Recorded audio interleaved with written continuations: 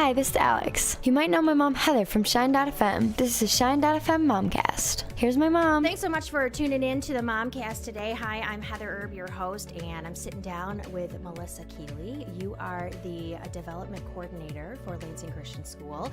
And I wanted to talk today about you and I both are moms that are in the workforce. And in a lot of ways, you have articulated some things to me that I have felt but never was able to actually articulate. So tell us a little bit about yourself and tell us about your family and just kind of start it with your story. Yeah. So I'm a mom of three, as you said, a 7-year-old, a 5-year-old, and a 2-year-old.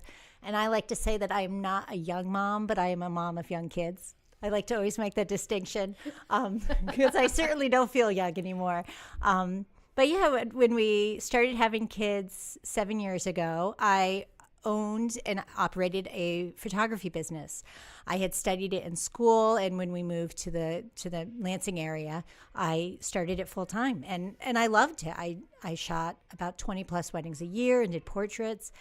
And when we had kids, it in the beginning was really great because when you own your own business, you can kind of opt in, you can decide how much work you want. And so what I did was I scaled back the business, and it was a season where I felt that I could be home with my daughter full-time during the day, and then my husband would come home, and I would hand off the baby, and he would take the night shift, and one of us was kind of always with her. And in the beginning, it was kind of this like ideal of, oh, we've got this figured out, but it was hard. Yeah. She was a tough kid anyway.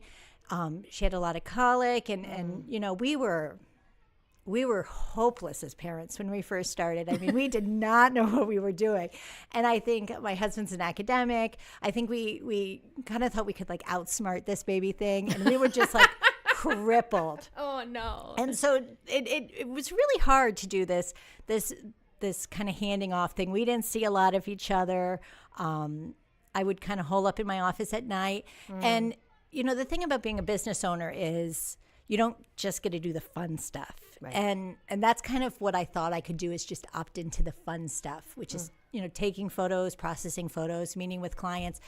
But you have to network, and you need to invest in, professional development, learning technology. You have to fix the printer when it could take a half a day, and you think, I'm not making any money, and I'm away from my kid, and I have deadlines, and now what am I going to do? Because there's nobody else. Right. So I slowly kind of started scaling that back because our family just wasn't working. But it was, I thought, I kind of looked around, and I thought, well, what would happen if I wasn't working? And I thought, when I started, I had a strong artistic vision that I felt that there was a niche for in wedding and portrait photography. But it kind of became a little bit more popular. It was a photojournalistic approach. And I looked around and I thought, I know all these wonderful photographers. Right. And I don't know that anybody's going to see a big hole in the market. I thought, well, the one beautiful thing about my industry is I felt like I could leave for a little bit.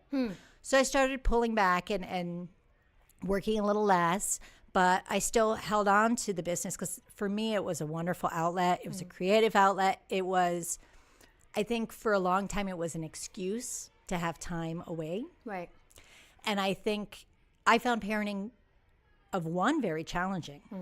They always say the hardest working parent is a parent of one because you're just like all consumed, right? It's like your whole world. Right. So for me, it's hard to say, I'm going to go to a store or I'm going to go do this thing for me. I'm going to go grab, some dinner with a friend. Like, that's not really an option when you have a 9-month-old and you're not sleeping and you're both harried, but saying, I'm going to go to my office because I have work to do was something that was, I think, acceptable. And That's funny that you say that way, right? Yeah, that was acceptable. That was acceptable. And I think for me, it was my outlet. So that was kind of my self-care was my vocation and my avocation were kind of the same thing. You know, my hobby was my job, and I took it very seriously. I don't say that to dilute what I was doing. No, right. But to say, like, that was a way I got time. And as we had my second child, I kind of reduced that time even more, you know, and I scaled back the business even more. And so by the time Gus, our 5-year-old, was born, I was kind of probably working about 15 hours a week, nights and weekends, and then home with the 2 kids. Yeah. And that was hard. For me, it was hard. And, you know, I had a lot of anxiety as a mom. And I think the thing that, after kind of thinking about it a lot, I see this in a lot of my girlfriends, and we would talk about it, which is, you know, when you go to school, and, you know, I was a little bit of an overachiever. I was, you know, I worked really hard. I really like that external validation. Right. Kids are never going to give you validation. They don't ever. Trust me, I have teenagers. They do not give you validation at all. Ever. That's right. And it's the long game, right? Right. That's right. And that's killer. I mean, I remember I used to tell friends, you know, I love babies, but it's not my favorite stage. Yeah. Because they're so globby, and you pour in and you pour in and you pour in. Word. And the stuff that comes out isn't like words and encouragement. It's things to clean up and more things to pour in, and it's rough. And my favorite stage is when they can start to talk, because then I feel like that's the first fruits you get to see, their little personality, like really strong. But you're really working yourself out of a job, right? You want to create strong, independent adults who love God, who love other people, who he can love themselves and see their own worth. And, you know, when you're standing in the middle of Meijer and your kid has just chucked a gallon of milk on the floor and you see all these people staring at you, you're just like, I'm failing. Yeah. I'm failing. And it's humbling. And you think, oh, this is one of these anecdotes I'll tell when they're, you know, an adult at, you know, wish I didn't have to live it right now, though. Yeah, when they have kids, and I'll say, well, there was this one time. Right. But the problem is, it's every day, right? There's no like breathing room. And we were foolish and thought, like, let's have more. Right.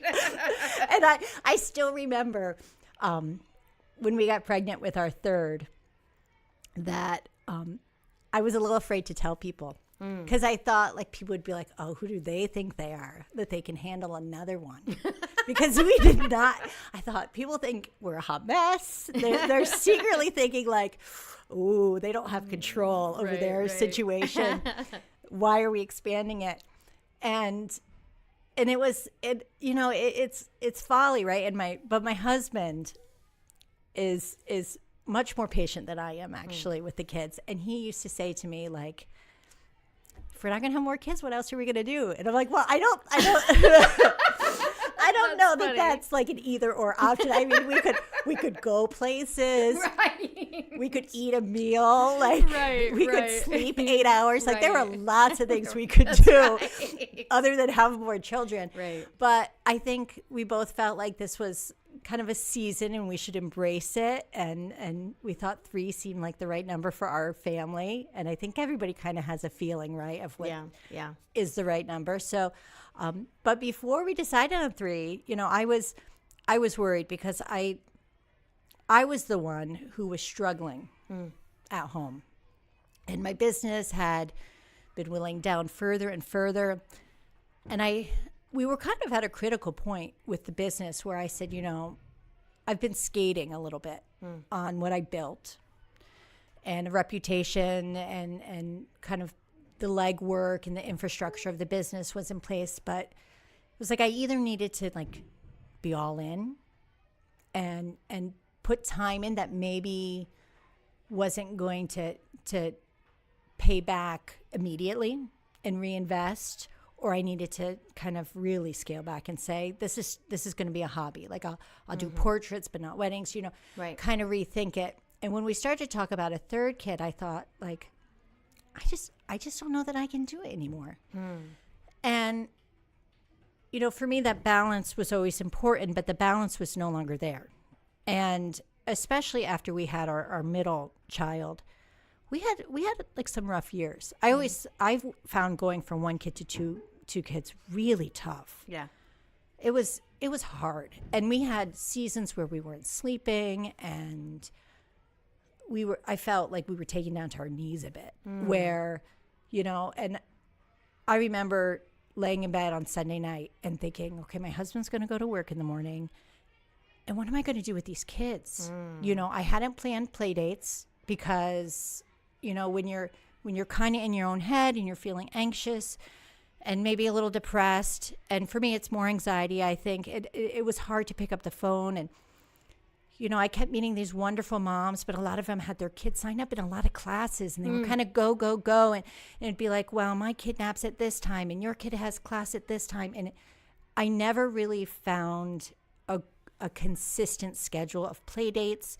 I had a mom group that was supportive, and I had a mom's group out at my church that I found really wonderful. But, I'd still go home, and I felt really alone. Yeah. And I kept trying to, I think, overparent my little kids because I thought, how do I do this right? And particularly my daughter, who's the first one, she was the only one. I think she got way more attention than she probably needed, because I thought, well, this is my job. Right. I need to plan activities, and, I found this thing on Pinterest, and, I even went through a phase where I thought, I'm going to pick a letter of the week, and we're going to do all activities for that letter. Because, it sounds really great, but it was a lot. And the execution of it probably was a lot of work. Right? And really, it was for my benefit, not her. At the time, I thought it like, oh, look at this thing I'm doing. But it was really to give me structure. And because I felt like I needed targets. I needed, because, again, I'm not getting those things from her. The things I'm working towards, I'm not going to see if they pay off for years and years. Right. So I needed goals. And so I tried to create structure, but it was like I'd lay in bed Sunday night and think, oh, goodness. So I didn't check Pinterest, and I don't know. We're going to wake up and we're going to stare at each other. And then they're going to do something naughty, and I'm going to yell, and then I'm going to feel terrible. And then I'm going to stew about it because I don't have anybody else to talk about, and it's all going to be in my head. And it's going to turn from something little to something big. And by the time, I get the call from my husband that says, hey, I'm going to be 15 minutes late from coming home, I'm going to be crying because I'm going to say, no, we've all been staring at the clock for an hour and a half already, knowing that you come home at 5 o'clock. You can't come home 15 minutes late. Right. What am I going to do for that extra 15 minutes? Like, that is the straw, right? And it's going to break, and I'm going to lose my mind. And like the kids will be waiting for you on the front step. I'll be in bed. Like, right, that's right. It'll survive. It'll be okay. It was a struggle, and I started to see that I was putting a lot of my value in my kids. And I think it was during my mom's group at church that we kind of started to talk about this, which is, when you identify your job as raising your kids, which I don't think is bad, but it's easy to then look for ways to validate yourself. And it's easy to say, well, I'm going to find my own value in how well my children are behaving, or if I'm raising these lovely little kids who are precocious yet well behaved. Right, yeah, right. That beautiful mix you always see on TV. Yeah. And I realized that, I couldn't measure my own value in my kids' successes or failures.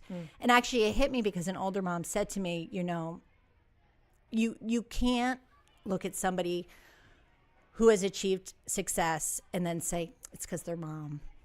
They have to own their successes. You have to allow them to do that. But then you also need to give yourself the break that says, they're going to make bad choices too. Right.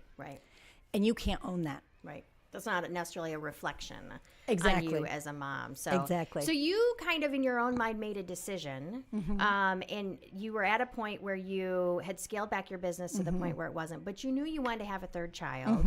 So you made a decision to change things for yourself. Yeah, and I think already I had kind of made the decision that I needed to consider looking for a job outside the house.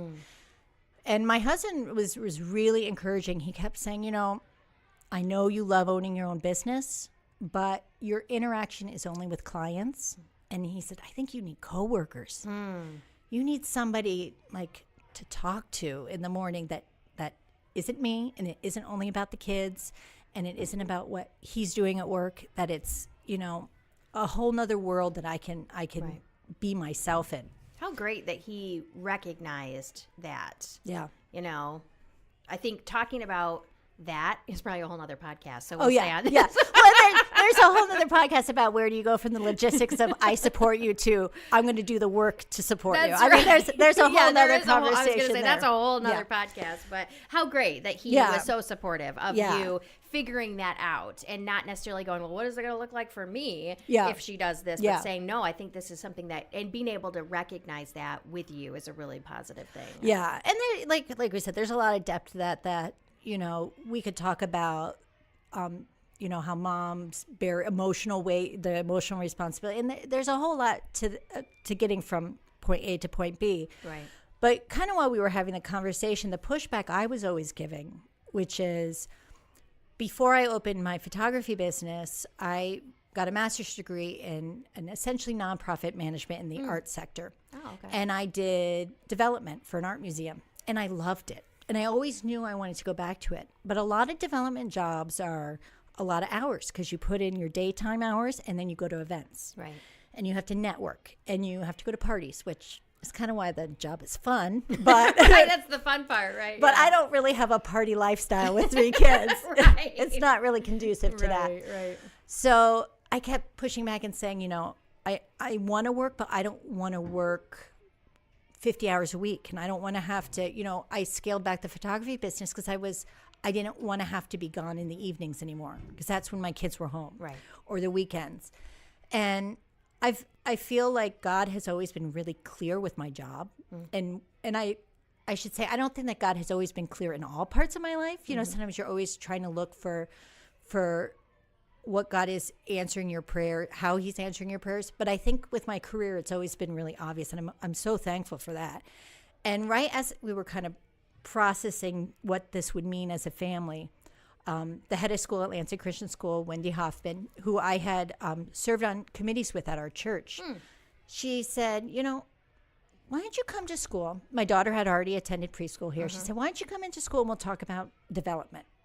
And she is so smart because I think if she had said, why don't you come in and interview for this job? I probably would have said no.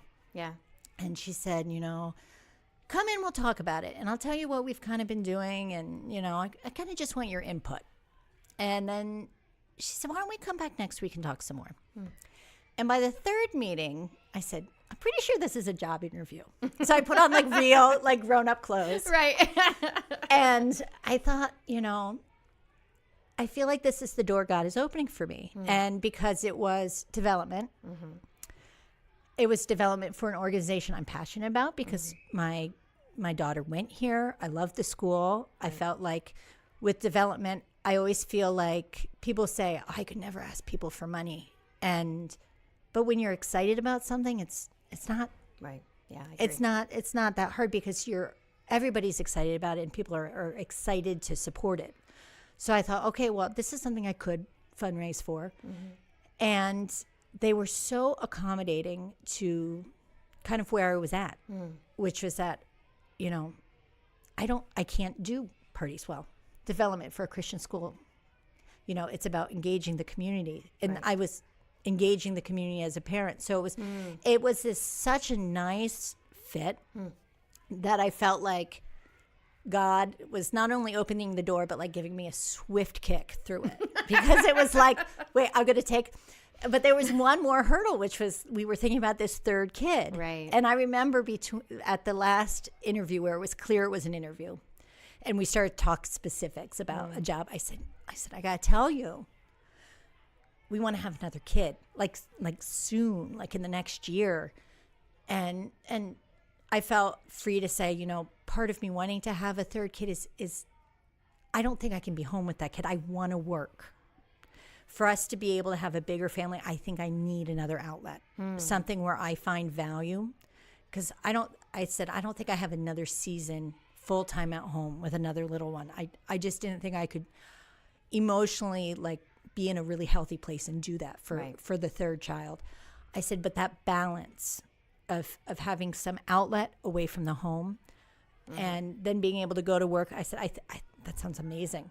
And, you know, with our first, it took us quite a while to get pregnant. Between that last interview and when I accepted the job, I was pregnant. So it was like, it feels, you know, what was in the plans all along. And everyone was so gracious. I think that's a really big perk of working at a school is you work with a lot of parents and people who love children. Right. And so I think that schools have found, at least Lansing Christian School has found a healthy balance of supporting parents, but also supporting a professional work environment where, you know, it's not chaos, but we can support one another and know that, you know, we value our families and can bend and support each other in that. And that was really great. And my son came at a really convenient time in the fundraising calendar, which is always helpful. That, right? Yes. That's funny. But it's for me, it's really been a little bit of a new world to be able to balance work and work outside the home, not just what I, you know, like to call my side hustle. I mean, it wasn't real business, but it started to feel that way, like this little thing I had on the side. And now it feels like, okay, I can identify and I can work towards something I'm passionate about, and then I can be mommy. And I don't have to find my value in my kids, and I can have a little bit of a bigger view on the whole thing. Right. And that's not to say it's all Pollyanna. I mean, it's hard to do both.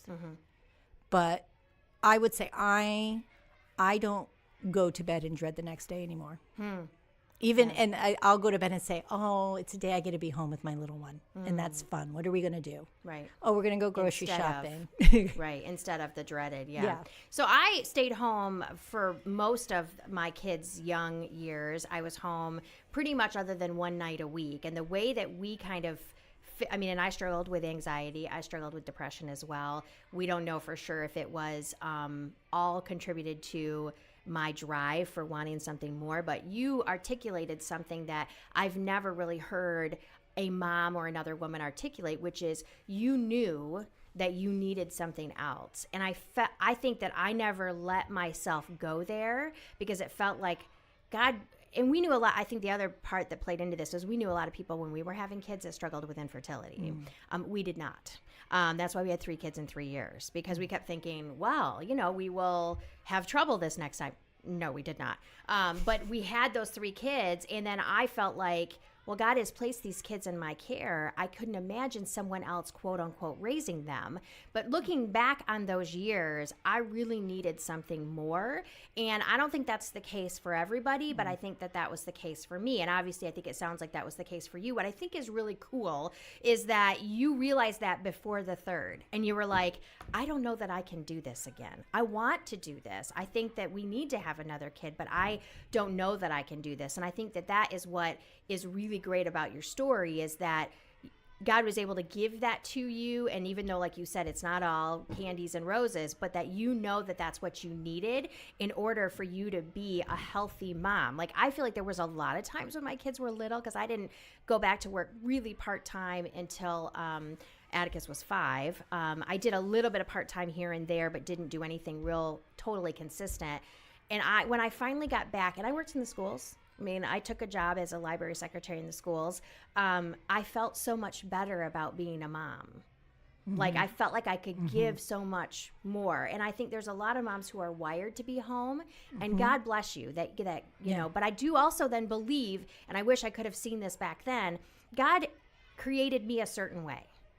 And he then gave me 3 kids who I want to be, that he created. I'm their mom. I'm created to be their mom. And so, you know, I don't know that you'll ever look back at your third, and I don't know you can answer this question and say, boy, I wish I would have been able to spend more time with him.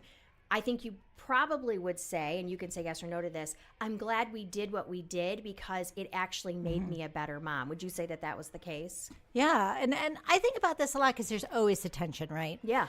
And when you have kids, I think you do it because you want to be able to bring people into the world that share your value set and that you want to be good people and you want to be able to mold them to, be of service to others, to love God. You have certain beliefs and things that you're passionate about, and to not be with them all the time, it's hard. If what you're doing is so valuable in having kids, why would you step away from that? Right. So there's always that tension of, if that's the most important work, what am I doing outside the house that is more important, that's more pressing? Right. Is it just about the money? Is it, and it took me a long time because you always think, well, I could budget a little differently, or I could do this, like what should be the priority?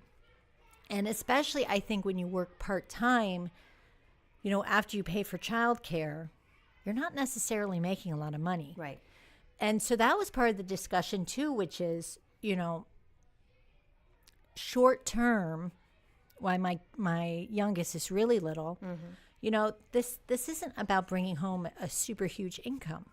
It's about building a lifestyle that is best for our family, which is happy mom, but it's also about realizing that when I was ready to go back to work, I wasn't going to be in a position to have a job that was fulfilling and that used my skill set when I had stepped away for the period I had. So it was also a little bit of, okay, this also feels like the time. I had seen a lot of my peers who hadn't stepped away, that for a long time I thought, oh, it's a season, I'll be away and I'll come back in. And then I realized that they were all, in jobs that I would not be able to have. And I don't want to, it wasn't just about, prestige or the level of job, but realizing that if I wanted to use the degree I had in the training I had, that there was a little bit of a clock that, I'd have to be back in it, or else I'd have to go back to school,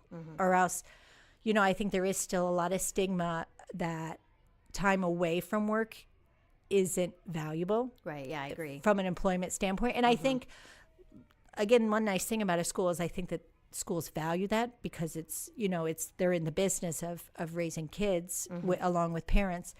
But that was a challenge for us as well. Like, how do you look at that, and how do you gauge the value of being outside the home? Is it monetary? Is it emotional?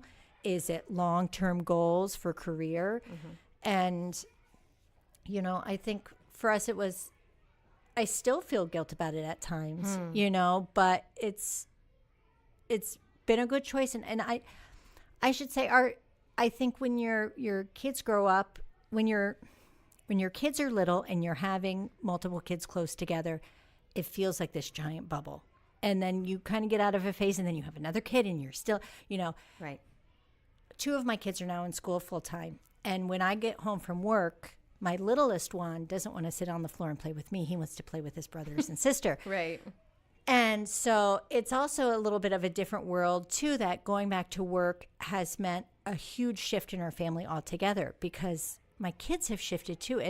And so there are some nights that I think, like, am I going to regret not spending more time with my littlest one? Because I feel like I don't know him as well as I knew my oldest, because we were attached at the hip, and he's attached to his siblings. To them, yeah. But, I also think at the end of the day, my mental health was really important. Right. And I think that modeling that is really important. And, I'll probably be in therapy till I die talking about my regrets. But, Right.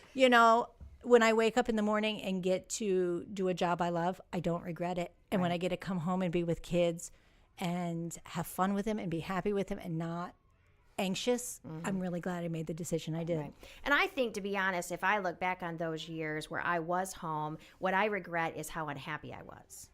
That's what I regret. And so I think, I hate to say this, but whatever decision you make, there's always a balance, and you're always going to have regrets, I think. Now, do I regret that time? No, absolutely not. Do I regret that I didn't try to do more to take care of me? Yes. And so, and there were things we did try to do. Like I would go out one night a week and grocery shop by myself because there was no way I was taking 3 kids, under the age of 4 out, to the grocery store. So we did set some of those things in place, but for the most part, I felt very unfulfilled because I think I always had that long range mindset of I can't. I can't, and I was also the schedule queen. So we had a schedule all the time. And I think that helped me as well. So, and I was not the Pinterest mom, but I did do, we had a routine and the kids followed the routine. And, but I regret probably just how unhappy I was and not being able to communicate that in a healthy way to my husband or to other people around me. I was very ashamed. I was very ashamed that I struggled with depression, very ashamed that I couldn't do it the way that I thought it should be done because it wasn't, it was hard, and I think that we look at each other as moms and we think, oh, and I just had someone say this to me the other day, you just always look like a rock. You always have it all together. And I'm like, no, actually I don't. And I think during those years, my house, when people would come over, had to be perfect. The kids had to be perfect. I was very strict with them on things. And now that we've gotten to the point where they're teenagers, I have had to let go of some of that. Not because they're teenagers, but because I'm like, this really isn't that important. Yeah. Like people are going to come into my house. They're not here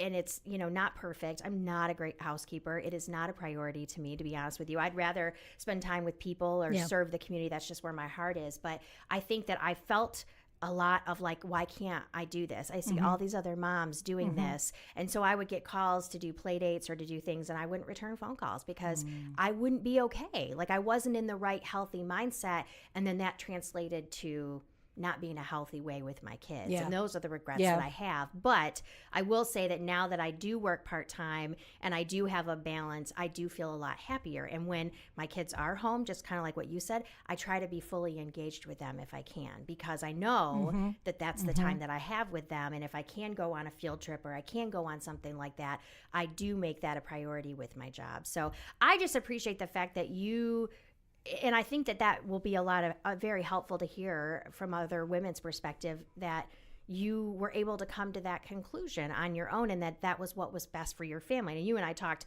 off mic that that's not what is best for every family. No. And I don't know that I could have actually done that, to be honest with you, during those years. But I think that if you are struggling as a mom and you're feeling like, why isn't this working for me? You might want to talk to a friend or a spouse and say, what's going on? Because it could be, and I just find it fascinating that you and I both struggled with this. It could be that maybe you need something outside that home. So I really appreciate you sharing your story with us. And Thank you for asking me. Appreciate your honesty. So thanks so much for joining us on the Momcast today. Thank you.